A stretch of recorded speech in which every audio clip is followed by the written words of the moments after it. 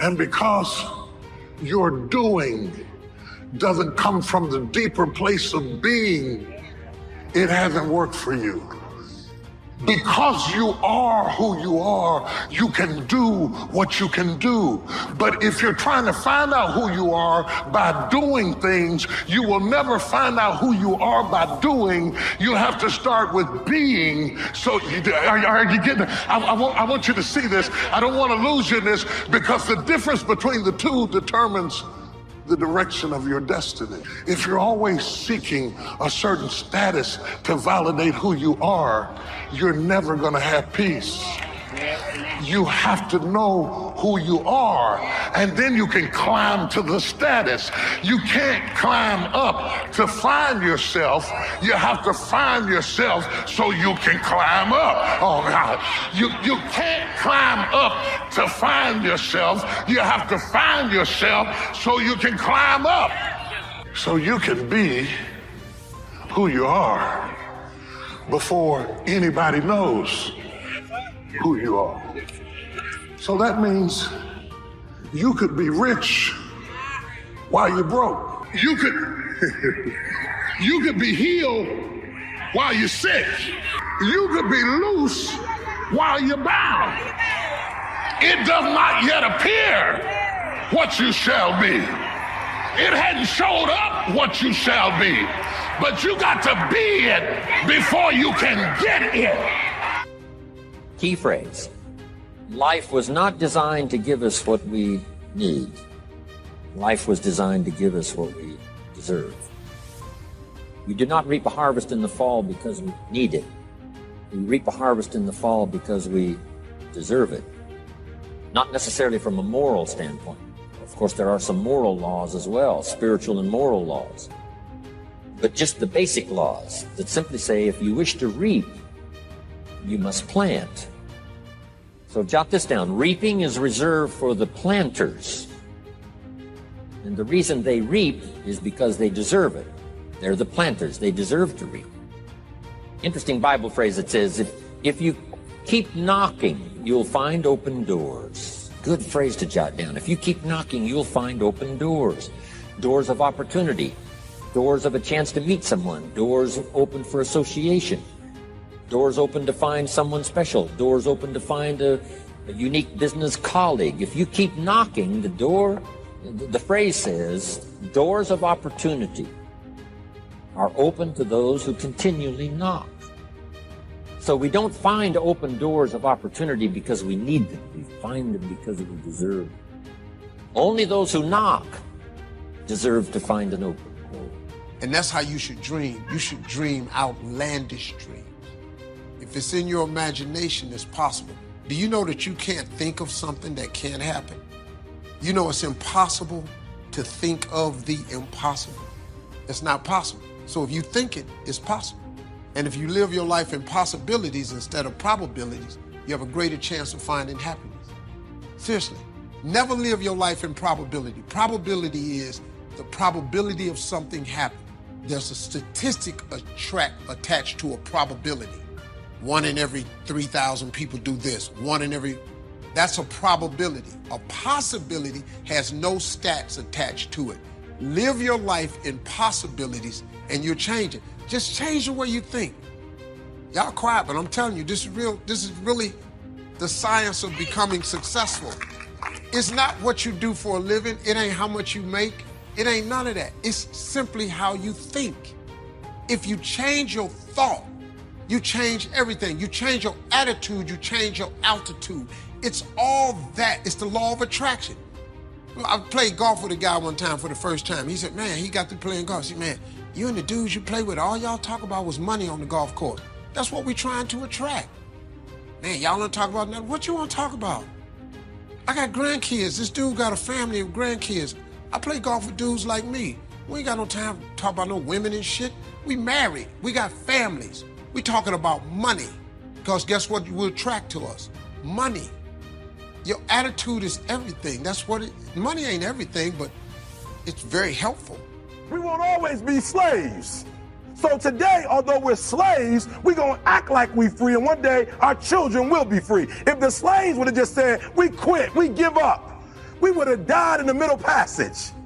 But some slaves said, I don't care what we go through, we're going to survive this. 400 years of slavery, we're going to get through this. And you can't get through it 1825. You can't get through a writing class, and you got tutor after tutor, resource after resource. The problem is, you ain't never felt no pain before. You're soft. It's a soft generation. You quit on everything. Our people did not quit. Harriet Tubman not only made it, she went back and got some more. She said, you know what, I made it, but I'm going to walk listen to me, shh, not ride the bus. I'm going to walk all the way back down to the South to get some more. And you quitting on 1825? Now watch this. You quit after you, listen to me, you get a sleeping bag and you wait for them. You wait for the first WRA instructor to come in and you come out your sleeping bag, I need help. You quit after you do that.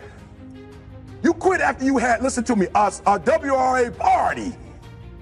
I'm having a party. Everybody come over. I got food, everything. And let them get over there. Let it be all the best writers. All right, I food y'all. I want to have a writing party.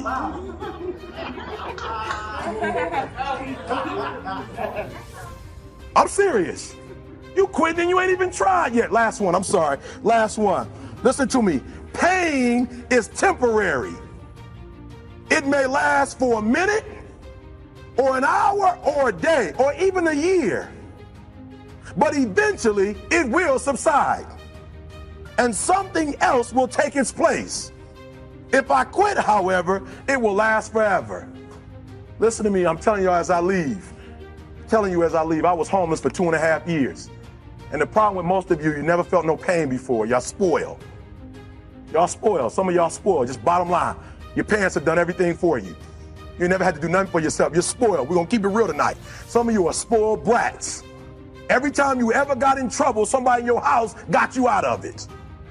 Every time you've done something you're not supposed to do, people say, Eric, your mother's a tyrant. You're right. She kicked me out. You're right. She's mean, but she developed a man because she put me out there and said, you're going to have to grow up. And some of you have never learned to grow up. And so every time something get hard, you quit, you call mama. I dare you to take a little pain. I dare you. I dare you not to go home. Somebody said, I gotta go home, I feel bad. Go through it. You ain't gonna die. At the end of pain is success. You're not gonna die because you feeling a little pain. I'm not eating like I eat at home. That's why you're about to go to the next level, because if you keep eating like you ate at home, you will keep being a boy or a girl. It's time to become man, woman. So don't worry about a little pain. My greatest asset is I was homeless, so I can't feel a whole lot of pain. I've already been alone. There's not a whole lot of hurt I can feel on a little paper, on a little test. So I leave you, listen to me. We have gotten to a point where it's midterms and we're moving forward. The days of you getting money, I'm not saying we quitting, but I'm saying the day has got to go from external to internal. You have to give it everything you got. No more TV, no more parties, no more playing. If you don't have a 4.0, what you need to be doing is studying. Get off the phone. I'm sorry, I'm not available until the end of this year. No, I'm for real. You reached the right number, but you called me at the wrong time. Call me back January 1st.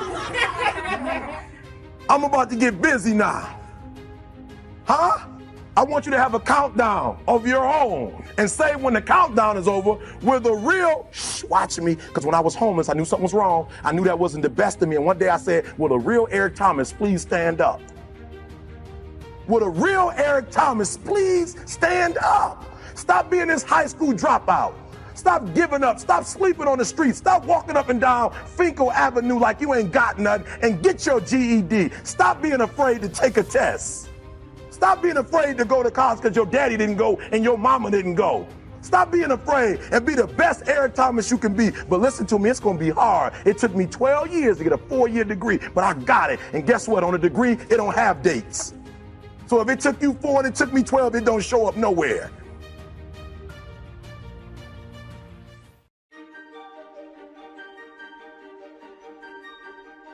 Wasn't even the first round draft, Sam Bowie. I don't even know who that is, right? Sam Bowie. So he went from all of that adversity. He kept fighting and fighting. He didn't win first year. He didn't win second year. They ready, Warriors. breakthroughs require embracing the things that make you feel uncomfortable. Your success potential will always be equivalent to the level that you're willing to be uneasy. Simply being less than you can be, doing less than you could do, trying less than you could try, doing it with less enthusiasm than you could.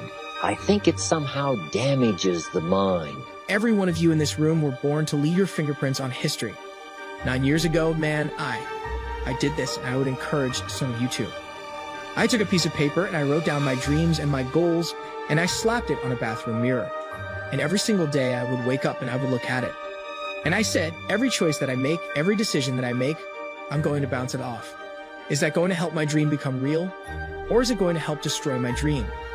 And if the choices that I'm making are helping my dream, that's the choice for me. He didn't win third year. He didn't win fourth year. He didn't win a championship fifth year. He didn't win one sixth year. It wasn't after 7 years that he won his first title. Guess what he did? He kept fighting and fighting and fighting. And when I told my man H.W., listen to me, these brothers have shown me that nothing is impossible. He said, E.T., you got it twisted. It's past possible. Are you hearing what I'm saying? Revolutionize my life. He said it's past possible. See, this is the thing you gotta understand. When somebody say impossible, nothing, you still talk about two double negatives. You talk about a negative here, nothing. A negative here, impossible. He said you got it twisted, Eric. It's not impossible. It's not that nothing is impossible. It's past possible. Meaning that there's no way you can't do it. Oh, you're not hearing me. And when he said that, it changed my thought process, because I'm gonna keep it real with you. Greatness stokes perseverance. Success is governed by the law of supply and demand. The universe will supply whatever your faith demands. Someone with real faith needs no external validation. They just own the dream with absolute belief. Opportunity will always find the person who refuses to quit. It's your faith, not your circumstances, that destiny bows to. Those brave enough to dive into the dark unknown to achieve their dream shall see the world begin to move and shift to bring about the circumstances required to call that dream out of the abyss and into the light. I'm Dr. Billy Allsbrooks, and I am blessed and unstoppable. Motivational art. Welcome to the Louvre. Impact 1 billion. And to God be the glory. It's past possible. Oh, you're not hearing me. It's past possible. Meaning that not only can you do it, you're going to go way beyond that. It means that the probability of you doing it is greater than you not doing it. You're not hearing what I'm saying?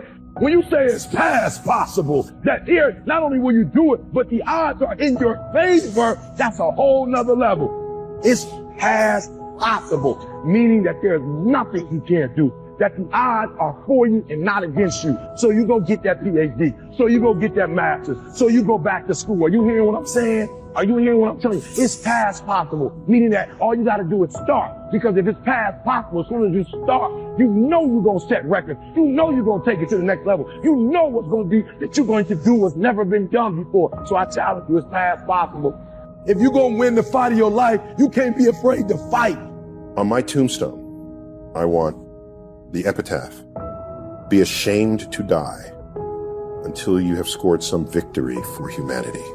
And a victory for humanity is not a victory for yourself. It's not statues. It's not your name. It's just humanity's better off. Any of us, I think, should want the world to be a little better off for you having lived in it.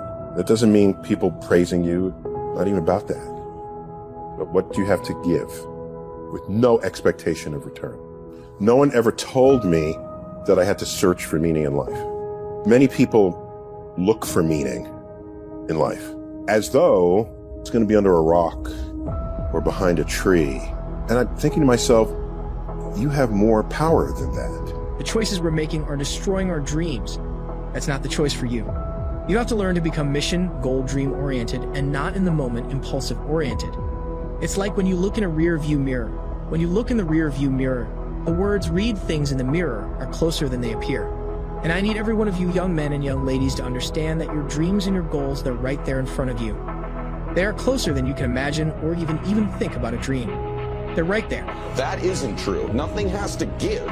But at any given moment, at any given time, so for example, if I'm at the gym crushing weights, during that moment, my business is suffering, isn't it? Because I'm not involved in that endeavor at that time. That's just common sense. So please stop beating yourself up when one area is going great and another area at that time is maybe leveled out or is actually in a plateau or is even going downward. It's okay. Here's the key thing for me that I've done, because by the way, this is something I've struggled with, having my main business, multiple companies. I'm involved in 14 different startups right now. I've got my fitness life, I've got my Instagram, my YouTube, my podcast.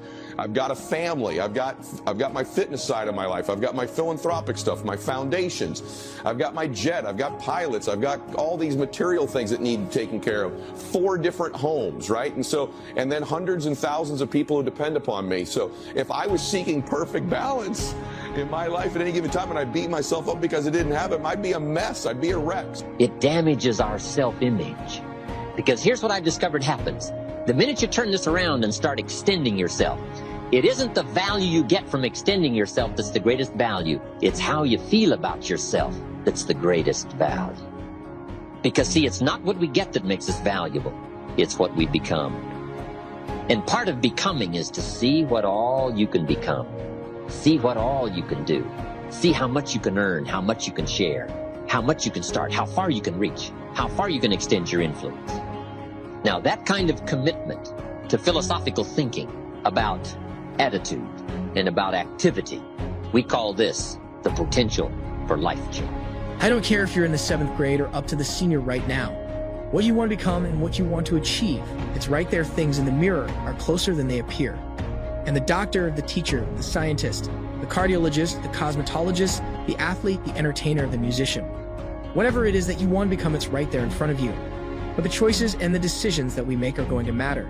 And we've got to stop letting the opinions of people that don't really value you and what they think about you hold you back from breaking free and running at this thing with everything that you've got, man. So I'm aware that certain areas are going to suffer at given times. Now, the key thing for me, though, is paying attention, okay? Here's what I'm learning to do better. I can't even honestly tell you that I've perfected this craft, but let me tell you what I think I do well. Whatever I'm doing, I'm present. I'm present in the moment. So what that means is that when I walk into my business, one of my businesses, I'm present in that business during that time, not thinking about my other businesses, not distracted on my phone, checking text messages from another business. I'm fully engaged there. Let me give you a really key thing I've learned as I've studied myself and the vast majority of my friends who I think I would call successful. They have the capacity to be in the moment they're in. They have the capacity to be present in the moment they're in.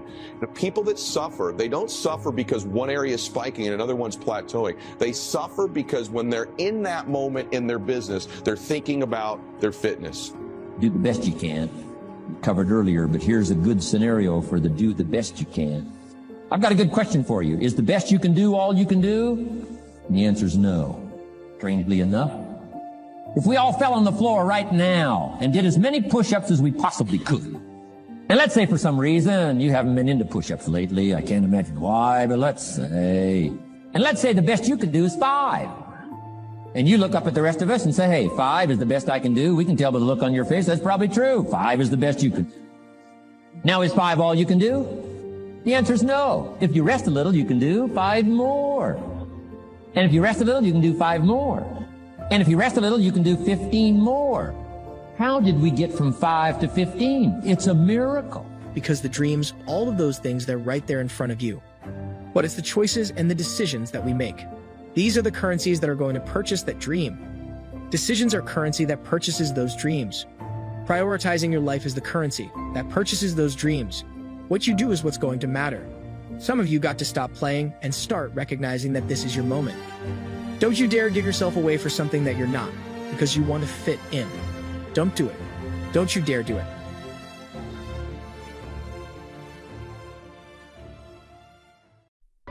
See, the route you on right now is the route you got to take. And it's very uniquely yours. This thing you going through, this is just uniquely yours. You just got to understand you ain't the only one. You ain't the only one going through it. When we go through opposition, these challenging times, we don't have to fall apart. God controls the whole universe. He won't allow anything to happen unless he knows how to bring good out of it. But you have to do your part and keep your faith stirred up. The enemy would love to deceive you into burying your dream, thinking that it's never going to work out. Don't believe those lies. It's not too late to become all that you were created to be. And every time you remember your dream, every time you say, Lord, thank you for bringing it to pass, you're removing some dirt. You're digging it back out. Maybe you've struggled with an illness for a long time. Early on, you believed you could get well, but now it's been years and you're just learning to live with it. What's happened is your healing, your breakthrough, your freedom has gotten buried. It's still in you. It's still alive. If you'll start believing again, God can bring it to pass. Instead of thinking, well, it's never going to work out. I've had so many bad medical reports. That's putting more dirt on it. That's burying it deeper. Why don't you get your shovel out and start removing some of that dirt? How do you do that? Lord, thank you that you're restoring health back into me. Thank you that the number of my days you will fulfill. Thank you that I'm getting stronger, healthier. If you'll keep talking, thinking like that, that dream that's been buried is going to come back to life. This is what allows God to do great things. God is moved by our faith. He's not moved by our discouragement, by our complaining, by our self-pity. Joel, I'm never going to meet the right person. I've been hurt too many times. You're remembering the wrong thing. As long as you remember the hurt, you're going to get stuck. Turn it around. Start remembering your dream. I don't know nobody that's not trying to be happy or successful. If you're not trying to be those two things, something's seriously wrong. And you got to go get yourself some help. It's not about me. It's not about the other people. It's about you. It's about you making a difference and you making the necessary changes to get what you want out of your life. The time is now. You can't do it tomorrow. You can't do it yesterday. You got right now. Build on that. Find a solution to your problems.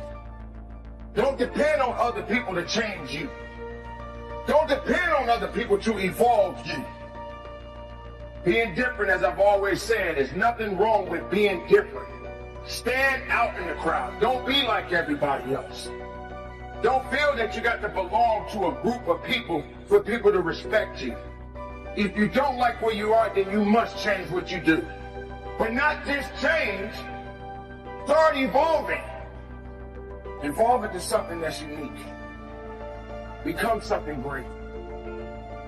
Believe in yourself. And understand that it takes work.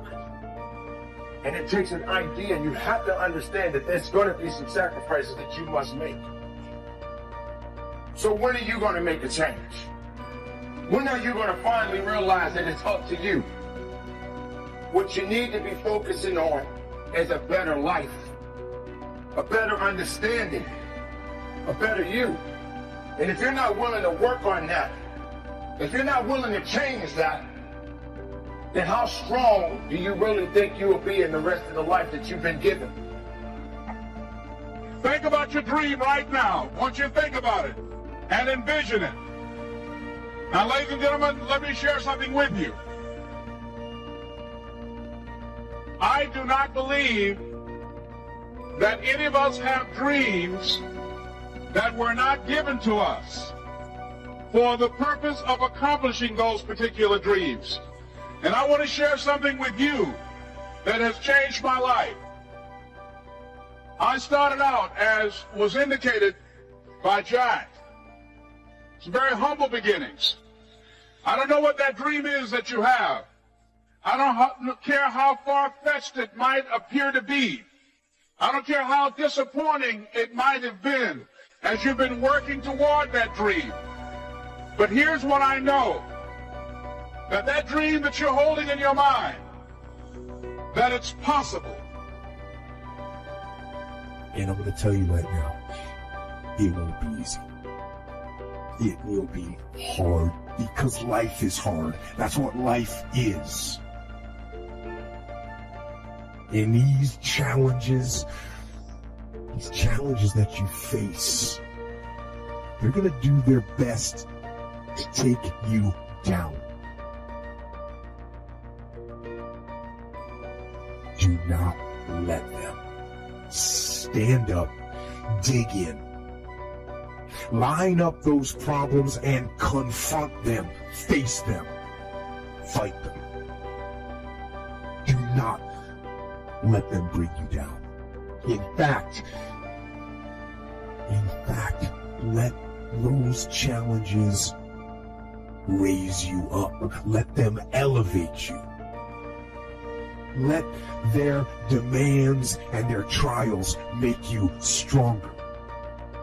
Let the adversity you face today turn you into a better person tomorrow. So in the future, you look back at these struggles and you say to them, thank you. You made me better. We all face difficulties that don't look like they'll ever change. Seems like the more we pray, the worse it gets. We don't see any sign of things improving. It's easy to live discouraged and accept that it's not meant to be. But Paul said in 2 Corinthians, our present troubles are small and won't last very long. These troubles will soon be over, but the joy to come will last forever. What you're up against may look permanent. Seems like it's going to take years to get well, years to get out of debt, years to meet the right person. Don't be fooled by what you see. God is saying the trouble is only temporary. It's not going to last very long. Soon it's going to be over. Soon you're going to see the breakthrough. Soon your health is going to turn around. Soon you're going to meet the person of your dreams. You may not see how this can happen. Everything in your reasoning says it's not possible. You're looking at it in the natural. We serve a supernatural God. He can make things happen that you can't make happen. And instead of thinking of all the reasons why it's not going to work out, how it's going to take forever, try a different approach. Father, thank you that this difficulty will soon be over. Thank you that this sickness, this depression, this family problem will not last very long. You just got to hope. Sometimes you ain't strong enough to believe, but you can always be strong enough to just hope. That I hope God come get me. I hope I make it. See, what they tell you when you read the scripture and they say faith is the substance of things hoped for. What faith really is just hard hoping. And I just took that hope and just kept hope alive. If you can keep hoping, man, you have a chance. You just can't become hopeless. The devil is busy, man. The devil has one job. That's to rob you of your destiny. That's his only position in life. He don't care if you get money, a car, a house. As long as he can rob you of your destiny, that's the devil's whole mission in life. He just want to rob. He just wants you to not be what God made you to be. But if you can remain hopeful in spite of all adversity, like it was times in my car, man, I felt like quitting. I mean, I felt like giving up. Living in a car is not a simple task, you know, but I just, you know, some days I just said, man, oh God, I hope something happens. Come on. All you got to do is hope. Faith is the substance of things hoped for and the evidence of things not seen. Before you, he will never give you an assignment without giving you the ability, the strength to make it through victoriously. Every reaction has an equal and opposite reaction. I truly love you all. That's why I do what I do. No other reason in the world. So that's what you all should do, folks. That is a real key to surviving the mess that we're in. Be good to yourself. Be good to others. Cultivate a genuine love for life, being. Be genuinely grateful and thankful to the infinite creator every day, bringing you into being. I mean, come on, folks, look around you. It's a pretty incredible world we have here. And life is just amazing, don't you think? I mean, especially when one considers the alternative. I mean, this is a lot better than that. Be thankful for the world. Be thankful for this world. I mean, we've survived this far, haven't we? And haven't you? You've survived this far. You may not have everything you want, but really you've got everything you need in order to complete that which you came here to do. Give thanks for that. You've got to go into this battle with love in your heart.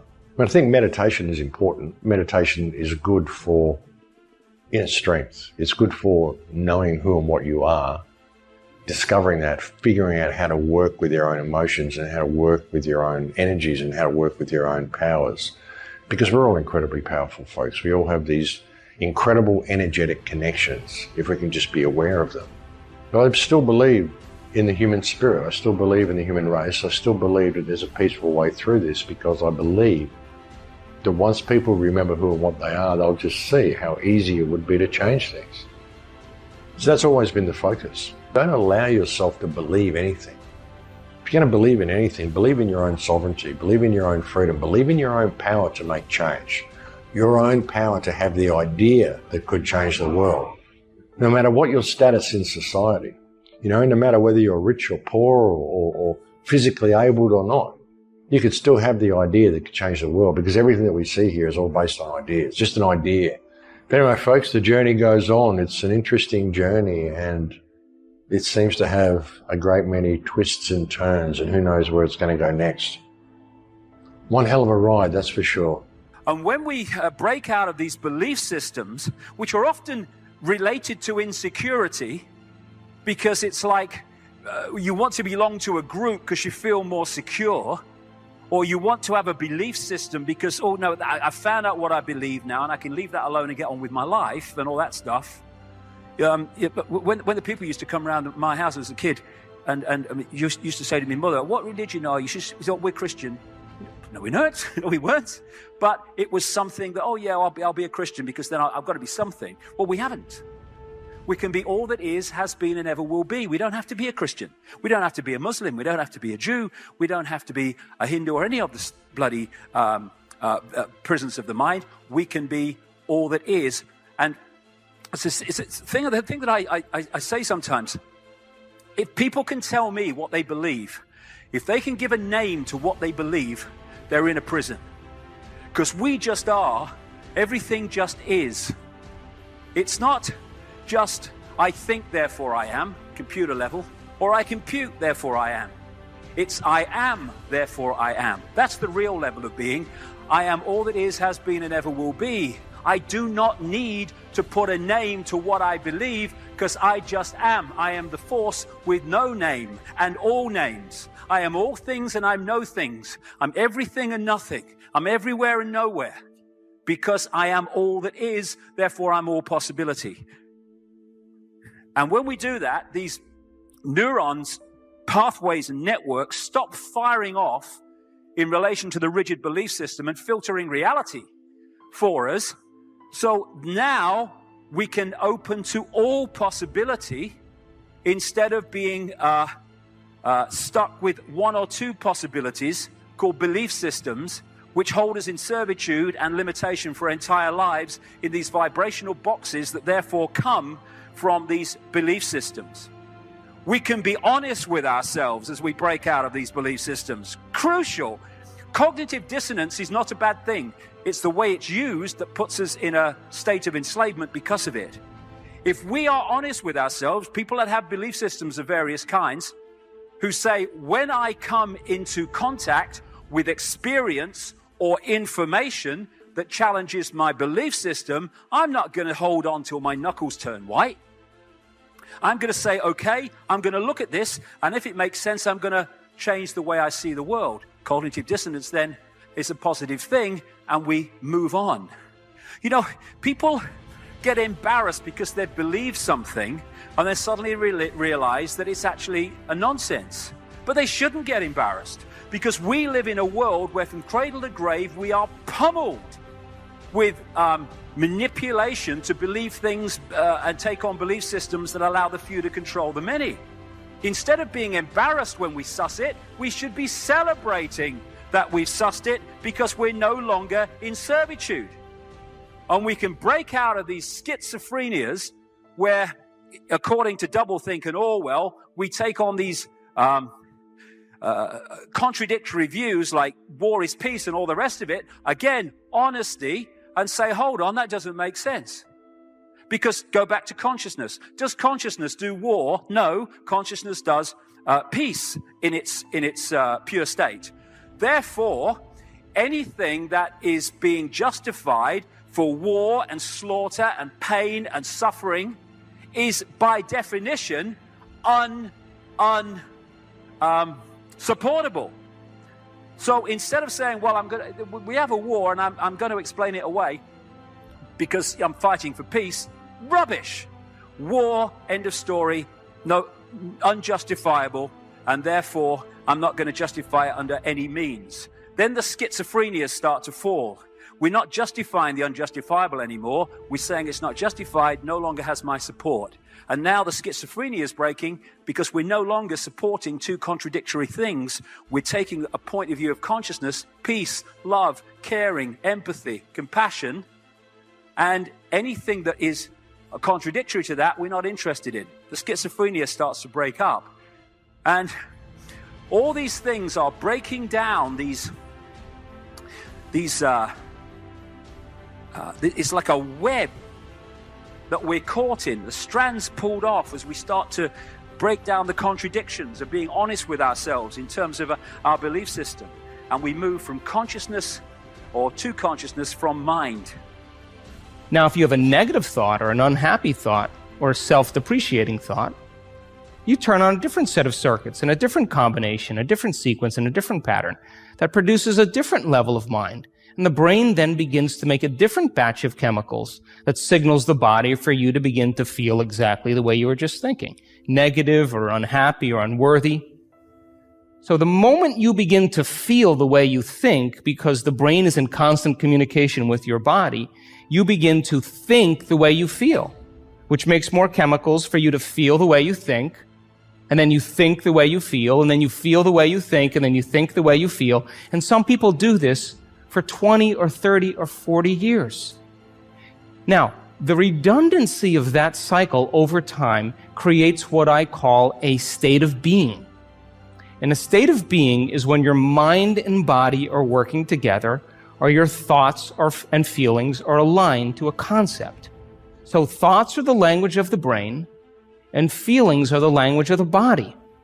And as people get caught in this cycle of thinking and feeling and feeling and thinking, over time, they condition their body to memorize that emotion as well as the conscious mind.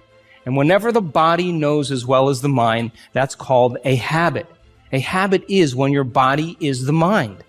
Now, 95% of who you are by the time you're 35 years old is a set of memorized behaviors, set of emotional reactions, beliefs, perceptions, attitudes that run just like a computer program. So 5% of your conscious mind begins to work against 95% of what you've memorized. So the person wants to think positively, but they're feeling negatively. They want to create their dream board, and put up their future life, but they feel unworthy. That's mind and body in opposition.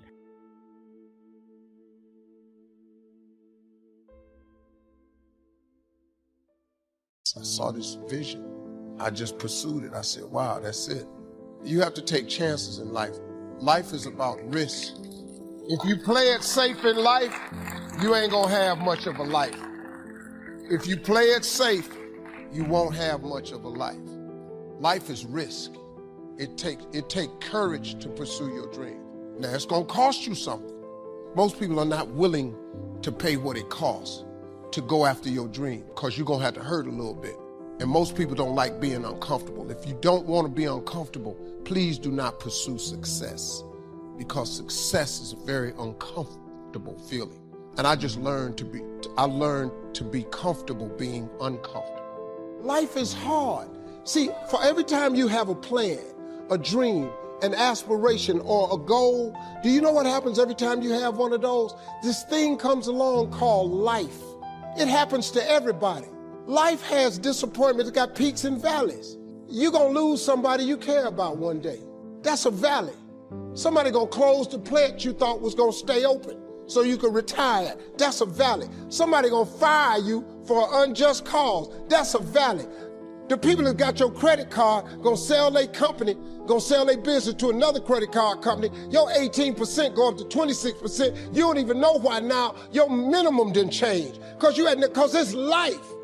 You can stop thinking that life fitting to be easy, cause I got news for you, it ain't. That's a false hope to think you're gonna have a wonderfully carefree life.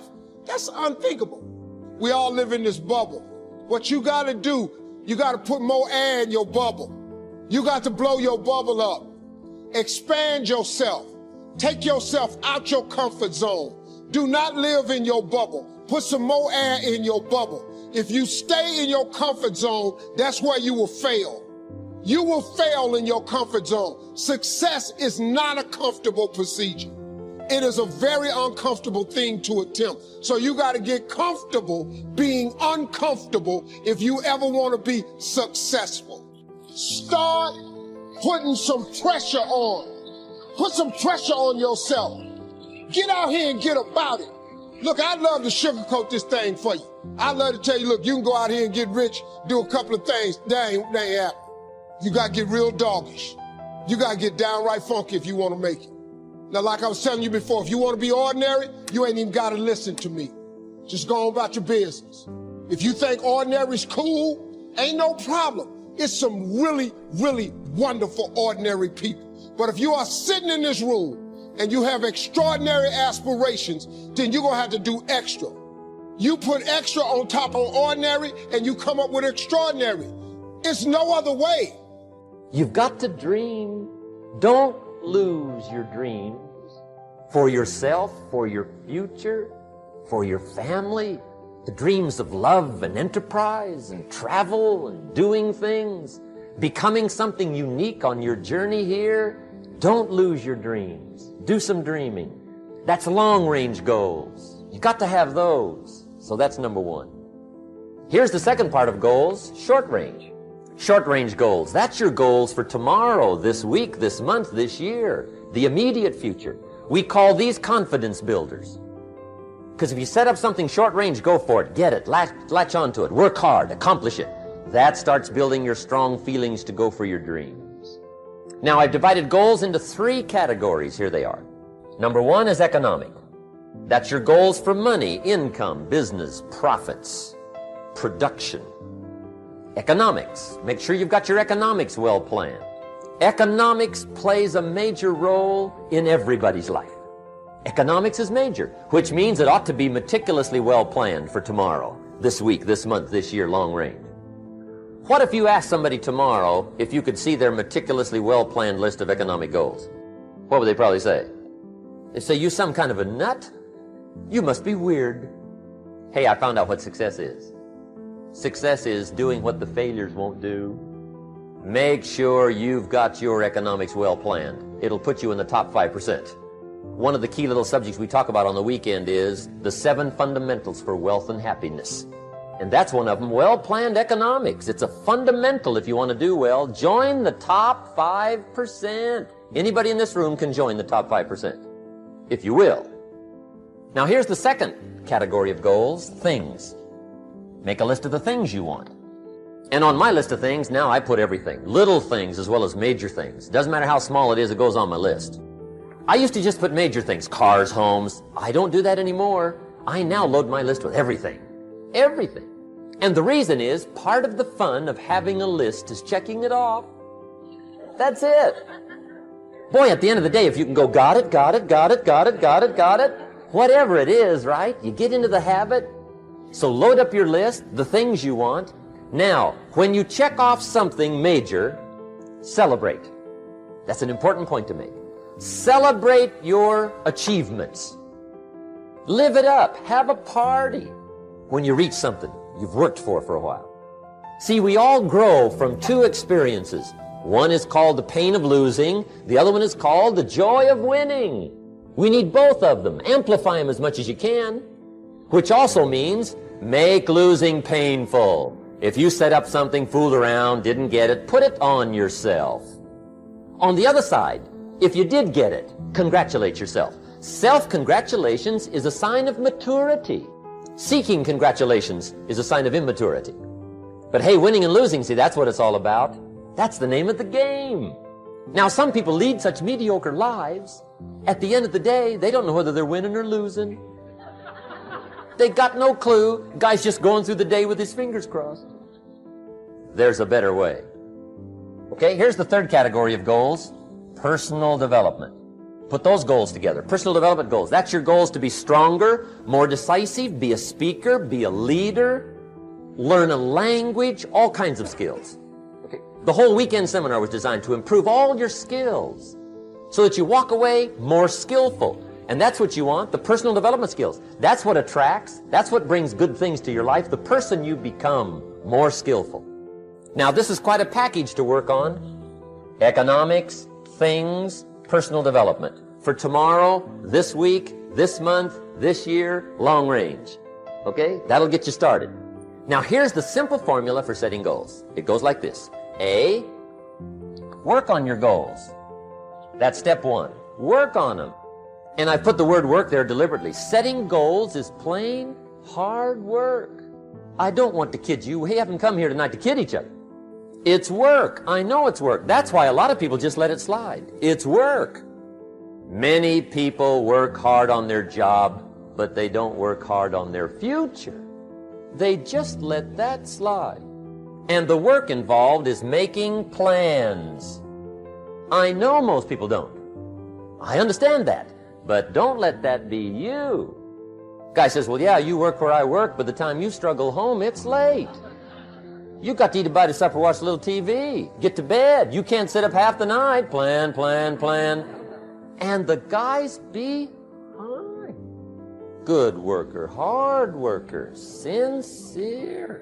But you got to be better than sincere, working hard. You got to be better than a good worker. You got to be a good planner. Somebody once wisely said, the people who fail to plan are planning to fail. Well said. So work on your goals. Here's step 2. Write your goals down. That's so important. I teach my staff around the world, put your goals in your journal. Because one of the major people you want to study is yourself. So here's the list of goals I put together 3 weeks ago. Here's the list of goals I put together 2 years ago. Here's some of the changes I made, rearrangement of my priorities. I scratched these off, I put these on, I've gotten these. Study your accomplishments, study what your desires are. Put them on paper, write them down. Here's another reason for writing your goals down. It shows you're serious about doing better. And to do better, you gotta get serious. You don't have to be grim, but you must be serious. Everybody hopes things will get better. Everybody hopes. Poor people hope. That ought to tell you something.